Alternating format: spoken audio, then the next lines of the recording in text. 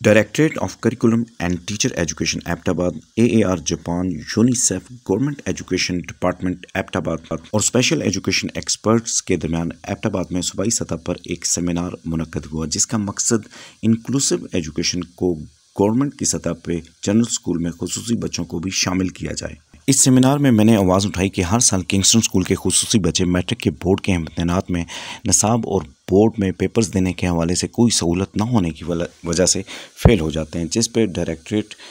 Curriculum doctor अता ने फ़ौरन एक्शन लिया और उन्होंने बोर्ड के चेयरमैन को फ़ोन करके उन्हें ये कहा कि आइंदा की बार जो स्पेशल नीड बच्चों के पेपर्स होंगे वो स्पेशल नीड बच्चों के टीचर्स ही चेक करेंगे। स्पेशल नीड बच्चों के हवाले से ये एक बहुत ज़बरदस्त सेमिनार था, जिसमें हर कोई तैयार था कि अब हम सब ने मिल के इन बच्चों के लिए एक बहुत ही अच्छा करिकुलम डिज़ाइन करना है, जिससे इन बच्चों की लाइफ में स्कूलों में बेहतरी आई, इनकी शमूलियत ज़्यादा हो। और ये हैं डॉक्टर अता साहब, जिन्होंने आज इन बच्चों के लिए ये बड़ा स्टेप उठाया।